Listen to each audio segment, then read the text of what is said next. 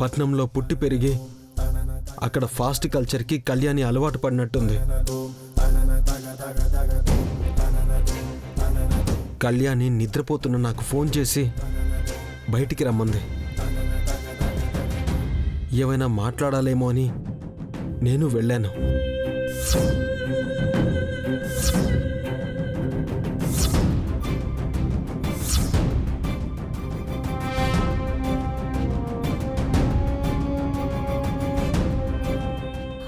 అబద్ధం, సిద్ధు అబద్ధం చెప్తున్నాడు నానమ్మ.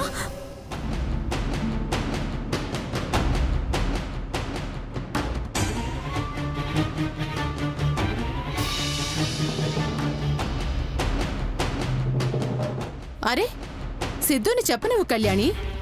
నువ్వు చెప్పింది విన్నాం కదా, తను చెప్పింది కూడా వింటే అసలేం జరిగిందో అందరికీ తెలుస్తుంది కదా.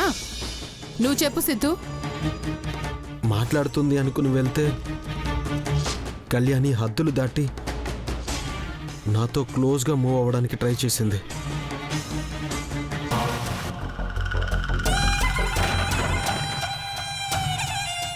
తప్పు కళ్యాణి అని చెప్పాను, కానీ నా మాట వినలేదు. మనం కాబోయే భార్యాభర్తలం, పైగా ప్రేమించుకున్న వాళ్ళం, తప్పేం కాదు అని ముద్దు పెట్టబోయింది.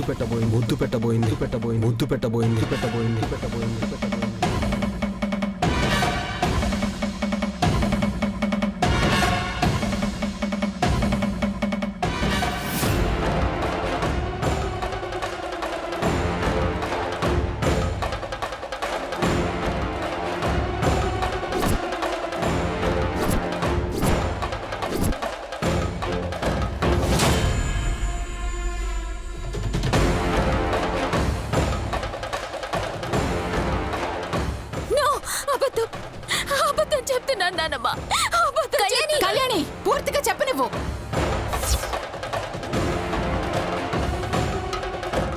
అంతేకాక బైక్ మీద ఊరంతా షికారుకు వెళ్దామనింది. ఊర్లో తెలిస్తే పర్వతనేని ఇంటి పరువు పోతుంది అన్నాను. నాకదంతా అనవసరం, ముద్దు కావాలి అని ఫోర్స్ చేస్తూ నా మీదకు వస్తుంటే నేను కళ్యాణిని తోసేశాను.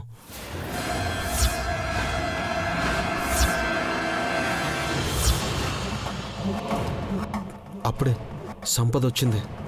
కళ్యాణిని అలా తోసేయడం చూసి చేయి చేసుకున్నాను అనుకుంది.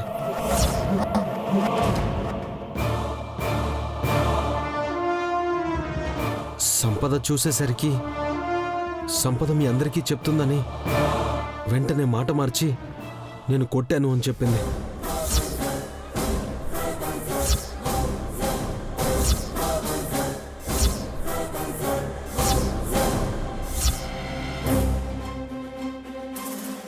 అమ్మో, చెప్తున్న సిద్ధు సిగ్గుతో తల వంచుకున్నాడు. వింటున్న మాకే కంపరం పుడుతోంది. అవును దినా, నా తమ్ముడు మంచివాడు కాబట్టి సరిపోయింది. లేకపోతే ఉదయాన్నే కోడి కూత కంటే ముందే ఊరంతా కళ్యాణి గురించి బాగా చెవులు కొరుక్కునేవాళ్ళు.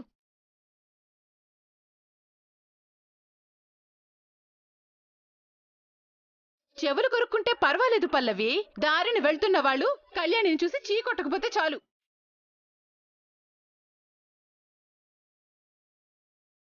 ఇప్పటికైనా అర్థమైందా అత్తయ్య? మా తమ్ముడు తప్పు చేయలేదని, వాడు నిప్పని. సిద్ధు చెప్తుంది నమ్మకండి నాన్నమ్మ, అంతా కట్టు కదా.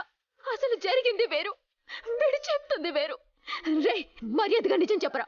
నీ వల్ల నేనందరి ముందు తప్పు చేసిన దానిగా మిగిలిపోయాను.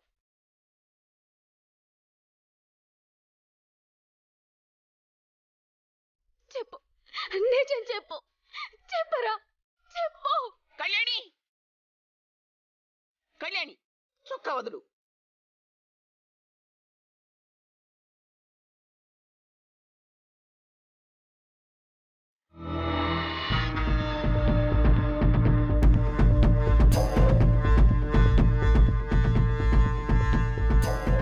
అసలేం జరిగిందంటే సిద్ధుకి ఒక గర్ల్ ఫ్రెండ్ ఉంది నానమ్మ.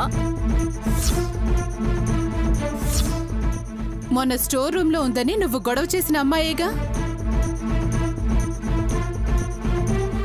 అవును, కానీ ఆ రోజు నువ్వు అబద్ధం చెప్పావని రుజువైంది కదా.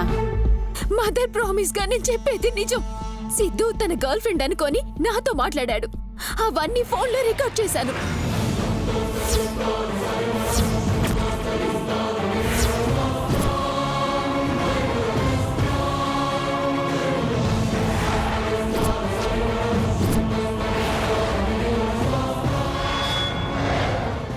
రికార్డ్ చేస్తే చూపించు. అయ్యో పిచ్చి పల్లవి, నువ్వు అలా అడిగితే పగిలిపోయింది అంటుంది. అవును, పగిలిపోయింది. సిద్ధునే పగలగొట్టాడు.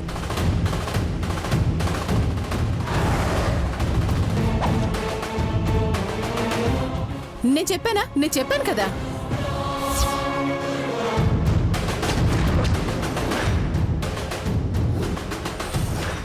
ఇక చాలు కళ్యాణి, నువ్వు మా తమ్ముడు కంటే మంచి రైటర్ అనిపించుకున్నావు.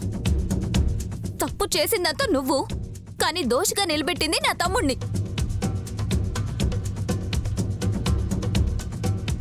తల్లి పోలికల్నే కాదు, గుణాల్ని కూడా ఇచ్చి వెళ్ళినట్టుంది. ఆ మాధురి వచ్చి బంగారం లాంటి కుటుంబంలో ఆనందం లేకుండా చేసిపోయింది.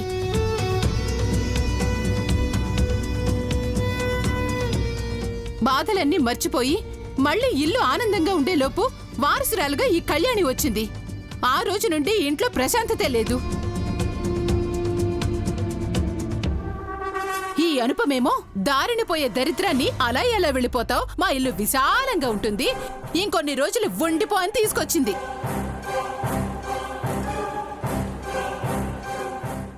ఇంకా ఆపుతారా అత్తయ్య? ఇంకొక మాట మా అమ్మ గురించి అంటే నేను ఒప్పుకోను.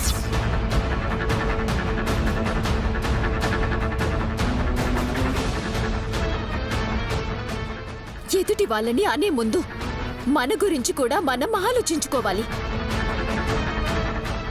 కడుపుతో ఉన్న కోడల్ని కూడా అనుమానంగా చూసే మీరు నీతులు చెప్తున్నారా?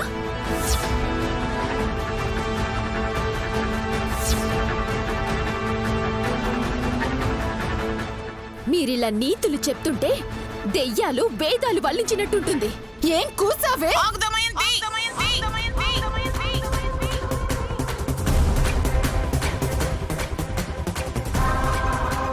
దించు చెయ్యి.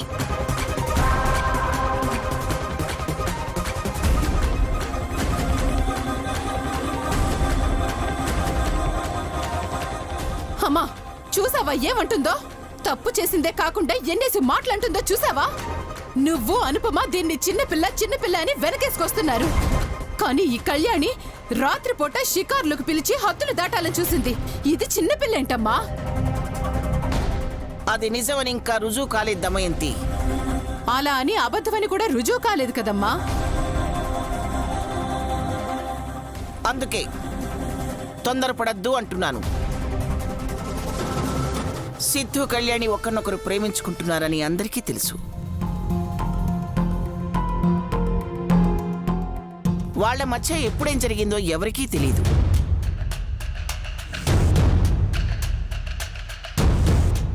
తొందరపడి ఒకరిది తప్పు అని చెప్పలేం.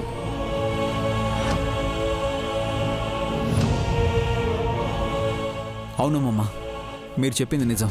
మేబీ ఇద్దరి మధ్య చిన్న గొడవ అయి ఉండొచ్చు. తొందరపడి తీసుకునే నిర్ణయాలు కొన్ని జీవితాల్ని నాశనం చేస్తాయి.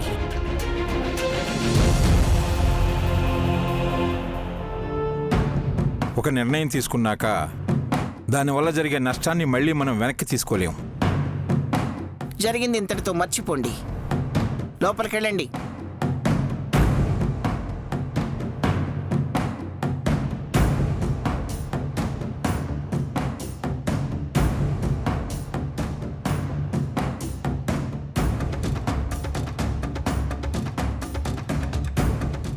సంపద పద.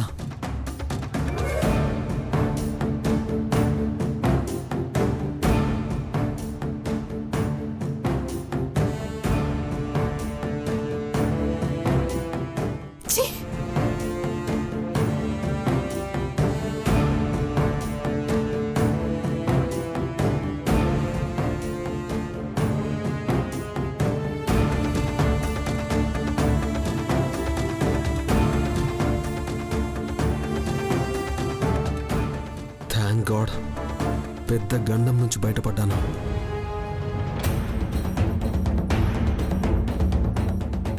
ఆ కళ్యాణికి ఎవడో తలక మాసినోడు వస్తాడనుకుంటే సిద్ధు వచ్చాడు సరే, మరి కానీ కట్నం లేకుండా అయిపోతుందనుకుంటే అనుపమ ఫిక్స్డ్ డిపాజిట్ డబ్బులు కట్నంగా ఇస్తానంటుందా? చూస్తూ నేనెలా ఊరుకుంటాను? అసలే అవన్నీ నా డబ్బులని నేను కలలు కొంటూ ఉంటాను.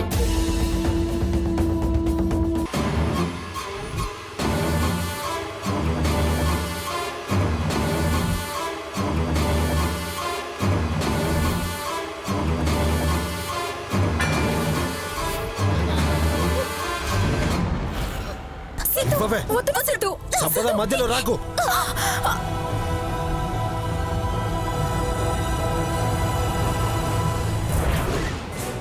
సిద్ధు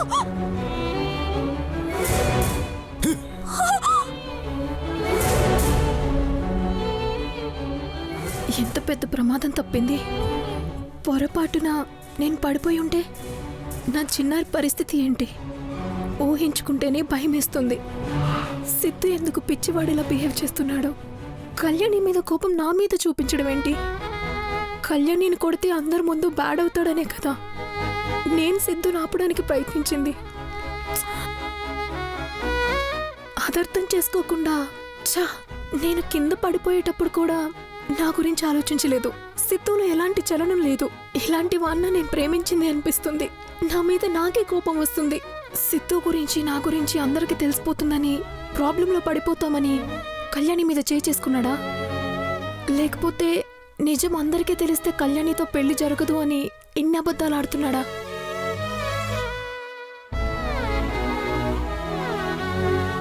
నిజమే, ఆలోచిస్తుంటే సిద్ధు ప్రవర్తనలో తేడా కనిపిస్తుంది. ఒకవేళ సిద్ధు చేంజ్ అయ్యాడా?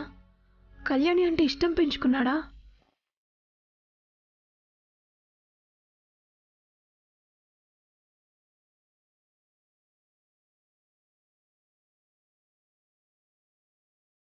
సంపద, ఏమైంది? నువ్వు అంతలా దేని గురించి ఆలోచిస్తున్నావు? కళ్యాణి గురించేనా?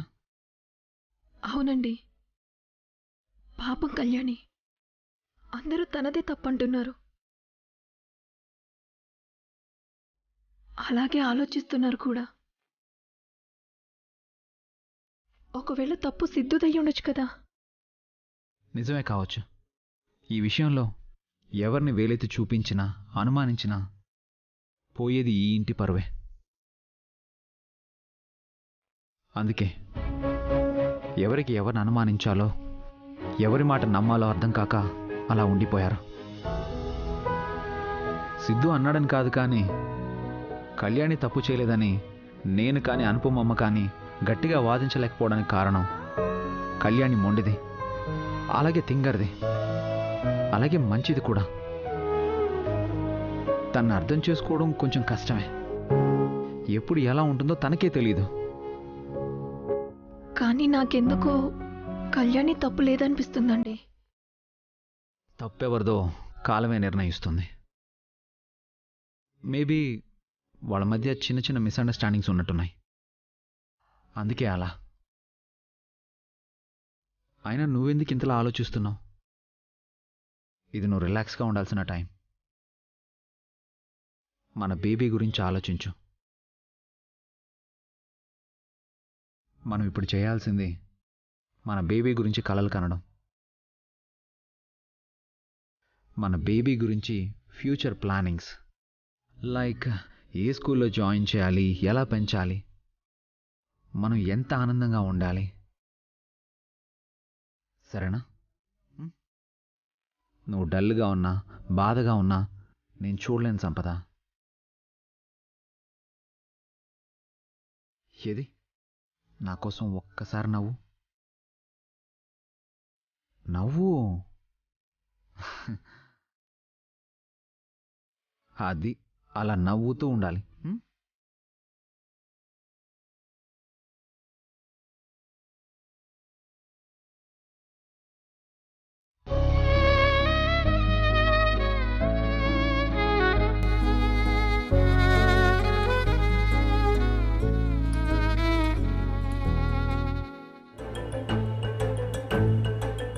కళ్యాణి నిద్రపోతున్న నాకు ఫోన్ చేసి బయటికి రమ్మంది. మనం కాబోయే భార్యాభర్తలం, పైగా ప్రేమించుకున్న వాళ్ళం, తప్పేం కాదు అని ముద్దు పెట్టబోయింది. సంపద చూసేసరికి సంపద మీ అందరికీ చెప్తుందని వెంటనే మాట మార్చి నేను కొట్టాను అని చెప్పింది. కళ్యాణి ఎందుకు ఇలా చేస్తుందో అర్థం కావడం లేదు. ఇన్ని రోజులు అమ్మ దగ్గర తను తెచ్చుకున్న మంచి పేరునంతా రోజు రోజుకి పోగొట్టుకుంటుంది. కళ్యాణికి అర్థమయ్యేలా ఎలా చెప్పాలో అర్థం కావడం లేదు.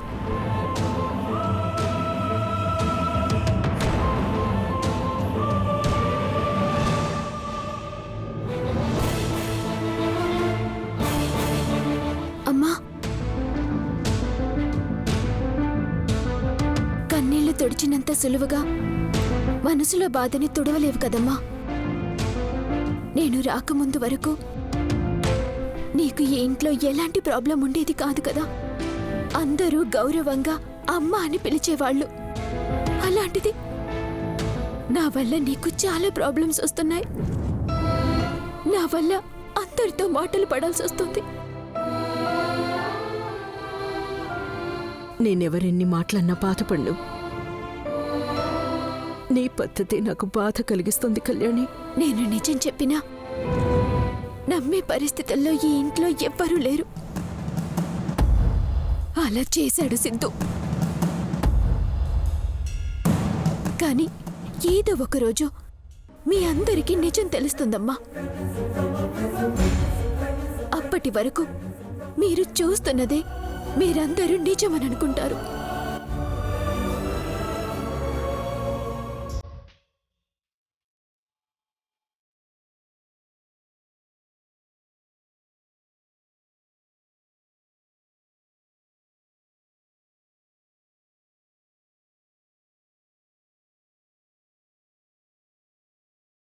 ఏంటి పల్లవి, మీరింకా నిద్రపోలేదా? అలాగే కూర్చున్నా. కొంపదీసి మీ తమ్ముణ్ణి తీసుకుని మీ ఊరెళ్తున్నావా ఏంటి? అంతేలే, ఇంత జరిగాక సిద్ధు మాత్రం ఇక్కడ ఎలా ఉండగలడు? మగాడికి ఆ మాత్రం రోషం ఉండదు.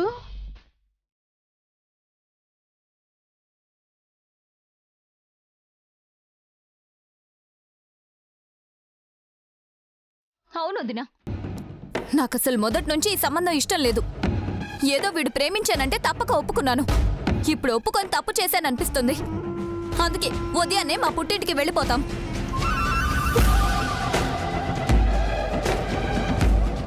నేను ఉగాది చూసుకొని వస్తాను, వీడు మాత్రం ఊళ్ళోనే ఉండిపోతాడు. పల్లవి, రే తమ్ముడు, ఈ ఒక్కసారికి నా మాట విను. ప్రేమని మర్చిపో, బాగుపడతావు. బ్యాగ్ సర్దుకొని రెడీగా ఉండు. ఇప్పుడు ఏమైందని పల్లవి? ఎందుకు ఊరెళ్ళడం? ఇంకేం కావాలమ్మా? జరిగింది చాలదు. ఆడపిల్లంటే అణిగి మణిగి ఉండాలి, ఓ మాట అంటే పడాలి. కానీ నీ కూతురు కాని కూతురు అసలు ఒక్కరోజైనా ఆడపిల్లలా ప్రవర్తిస్తుందా? మేనత్తంటే లెక్కలేదు, పిన్నంటే అసలే లెక్కలేదు.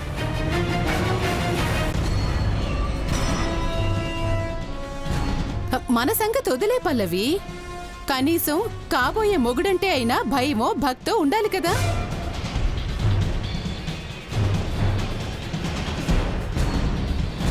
లేకపోగా ప్రేమించిన పాపానికి సిద్ధుని పట్టుకుని వాడు వీడు అంటూ అందరి ముందు మాట్లాడేసి తప్పు చేయడానికి రమ్మనింది తనే అయినా తప్పంతా సిద్ధు మీదకి నెట్టలేదు.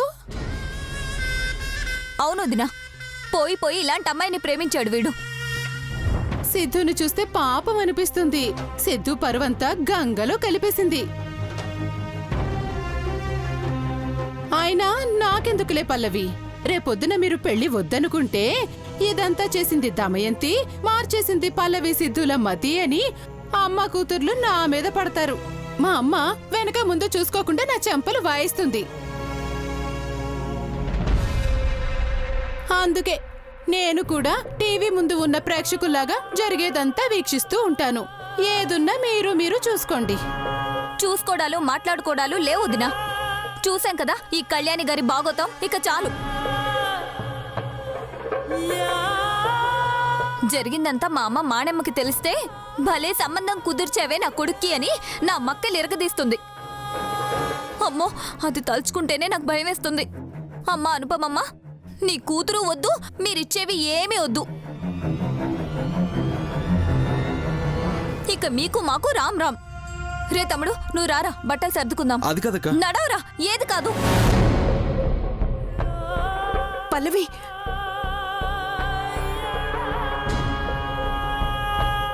అమ్మా, దిస్ ఇస్ టూ మచ్. నేను చేయని తప్పుకి నన్ను దోషిగా నిలబెడుతున్నారు.